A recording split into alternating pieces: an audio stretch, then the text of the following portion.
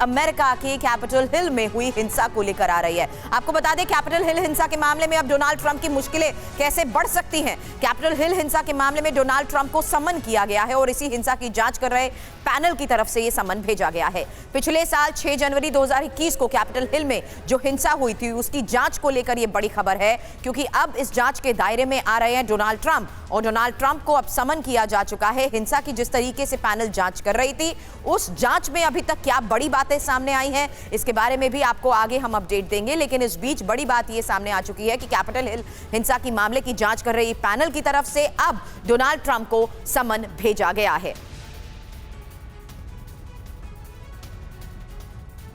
तो फिलहाल आपको एक बार फिर से बता दें, है कैपिटल हिल का ये मामला और तस्वीरें भी आपको 6 जनवरी 2021 की वॉशिंगटन की हम दिखा रहे हैं, जब किस तरीके से समर्थकों के बीच ये उत्पाद नजर आया था और कैपिटल हिल में जो हालात थे वो लगातार बिगड़ गए थे। लेकिन इस पूरे मामले की जिस तरीके से जांच की जा रही थी, उसी के तहत ये लोगों को हर रोज जरूरत पड़ने वाली लॉन्ड्री बिजनेस शुरू करके महीने का 3 लाख फायदा बनाते हैं। आपको करना है तो फ्रीडम ऐप को अभी डाउनलोड कीजिए। एक पैनल को गठन किया गया था और पैनल के गठन के बाद अभी तक की जांच के बाद यह बताया जा रहा है कि अब इस पूरे मामले पर डोनाल्ड ट्रंप से भी सवाल जवाब हो सकते हैं, क्योंकि अब डोनाल्ड ट्रंप को समन किया जा चुका है और इस बीच मुश्किलें डोनाल्ड ट्रंप की किस तरीके से बढ़ सकती हैं। क्या वो अब पूरे तरीके से इस हिंसा के मामले में जांच के दायरे में होंगे? इस बारे में और अपडेट के साथ मेरे सहयोगी मनीष झा इस वक्त हमारे साथ जुड़ चुके हैं। मनीष, अब कैपिटल हिल हिंसा का ये मामला हम जानते हैं, लेकिन पैनल अगर डोनाल्ड ट्रंप को समन कर रहा है, यानी किसी तरह की भूमिका को लेकर संदेह जरूर। देखिए, सबसे बड़ी बात है कि थोड़े ही दिन पहले ये कहा गया कि 2024 में अगर प्रेसिडेंट ट्रंप चुनाव लड़ते हैं दोबारा से, तो डेमोक्रेट पार्टी की कोशिश है कि उससे पहले ट्रंप को जेल भेज दिया जाए। और जेल भेजने की अलग अलग कवायद हो रही है। तो ऐसे में अगर 6 जनवरी कमेटी प्रेसिडेंट ट्रंप को समन जारी कर रही है, उनसे बातचीत कर रही है, तो आप समझ सकते हैं कि इसका राजनीतिक असर क्या होगा।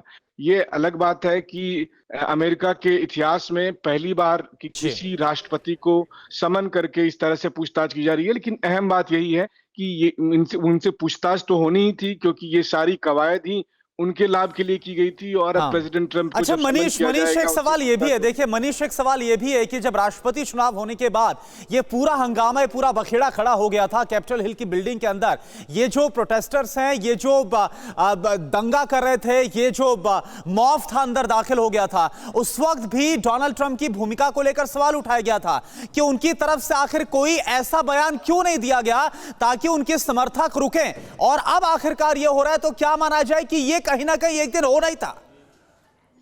बिल्कुल सही कहा आपने, ये होना ही था, बल्कि बहुत समय लग गया, या फिर जानबूझकर टाइमिंग ऐसी रखी गई ताकि अब जब 2024 से पहले का जो चुनावी माहौल तैयार हो, तो उससे पहले प्रेसिडेंट ट्रंप को घेरा जाए ताकि उन पर एक दबाव बने और साथ ही साथ एक राजनीतिक माहौल बने कि देखिए ट्रंप के खिलाफ पूछताछ हो रही है, ट्रंप की भूमिका ऐसी है, ताकि ट्रंप का कैंडिडेचर कमजोर हो। लेकिन हाँ, ये बात तो सही है कि इस 6 जनवरी कमेटी के सामने ट्रंप को पेश होकर ये बताना पड़ेगा कि उस दिन जो बिल्कुल, और इस बात को लेकर अंदेशा अंदाजा था और आखिरकार अब ये होता हुआ नजर आ रहा है। पूछताछ के लिए जो समन है वो डोनाल्ड ट्रंप को भेज दिया गया है।